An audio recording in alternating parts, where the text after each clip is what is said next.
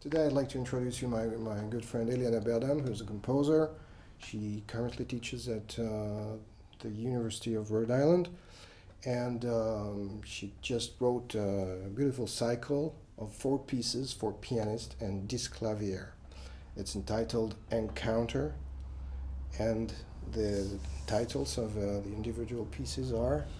So Encounter is the first piece as well as the entire cycle. Discovery is the second piece, when after the first meeting, the protagonist, the piano, the disclavier, and the pianist start to show what they can do and to show off a little bit. Show off. The third one is Clockwork Romance, because of some very mechanical and very robotic effects of the piano and the very a mechanical cloud, so to speak, of the pianist in the middle of the piece to show off too. And the last piece is called Rivalry, because of the very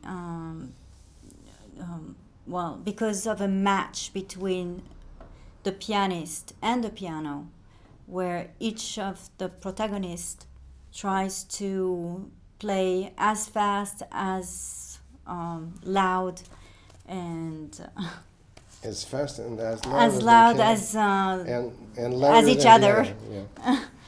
And so if the pianist plays a little louder, then the pianist will play a little louder. If the pianist plays a little faster, then the piano will play even faster. So there's it's a rivalry. It's real. It's, I think, the best way to describe it. Okay. Of course, we know that you composers follow your idea, and very often afterwards you find the titles. So one has to be aware of that, I suppose. Yes, this is true. I had more extreme title for this piece, but now I forgot.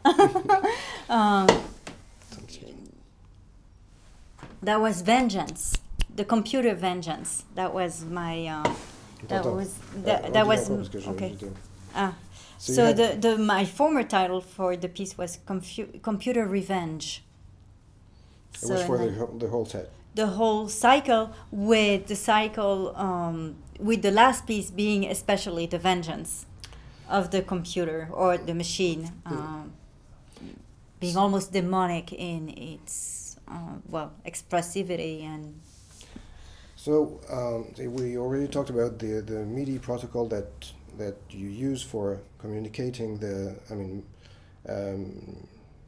the MIDI protocol that you use for establishing the dialogue between the piano and the computer. Yes. But could you explain how different would the piece be? Could you explain how? Comment je pourrais dire ça?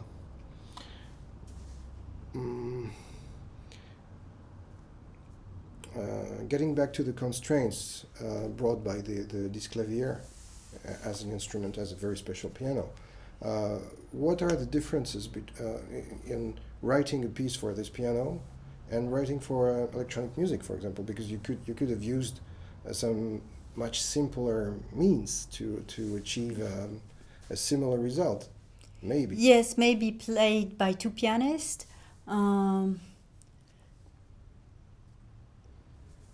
I'm not sure if I know what I would do if it were my second time or my third time writing for this instrument. If I would do something differently, probably I would know better about trills, about delays. I used a lot of trills, but impossible trills by human standards, meaning I would do trills on 3 octaves at the same times, literally between the fingers of the pianist. So things that would be impossible even with 2 pianos, because I wanted to see, I wanted to hear, I wanted to know what it would sound like.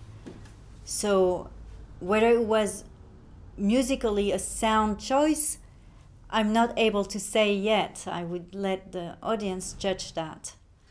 How would I have written for piano, just a regular piano, four hands? Probably some more slow motions, some more subtle effects. So, My perhaps, question is, yeah. Okay. what did it bring to you? Oh, I mean, what did it bring yes, afterward? the constraint of of putting all this music together on one instrument. What's the difference? Oh, yes. Is there a positive side of of this incredible constraint? Because also you had to avoid, for example, depressing the same. I mean, writing a common common note, a common key, yeah. For the pianist's part. Not only that, but a note that would be held by the pianist could not be played Exactly. 2 seconds later by the disclavier, that's and that was very hard. Yes. So yes, it brought me maybe even more patience, knowledge, experience. Yeah, but what did it bring? So my another question, I'm very exhausted. Another question is, what did it bring to the piece? What did it bring to the piece? Well, I hope a dimension that would not exist in a regular four-hands piece, meaning musical figures or musical gestures that would be literally impossible, but musically, things like sequences of 7 octaves in 1 second, in the sound of these sequences that cannot be played by one pianist or two pianists. While maybe keeping the noble side of having a real piano action. I mean, with Yes. hammers and strings and something which is really actioned by There's the software. certainly a visual side to it. And also Yes, visual a side. visual, magical side, as I mentioned earlier, that is brought in the piece. That there's something beautiful about watching these keys being depressed elegantly, and at the same time, furiously, while the pianist is at the keyboard, playing, beautifully, the piano with this manic type of robot.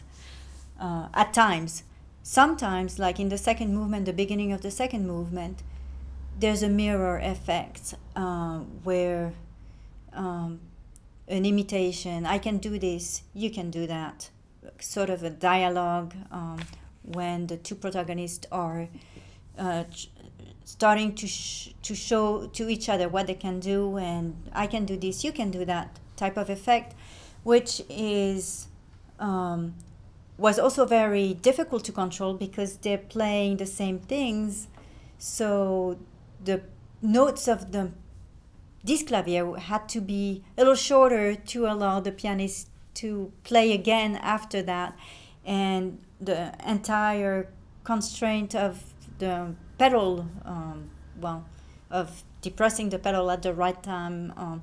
So the pianist was helping the piano by playing the pedal for the piano, if it Awesome. makes sense.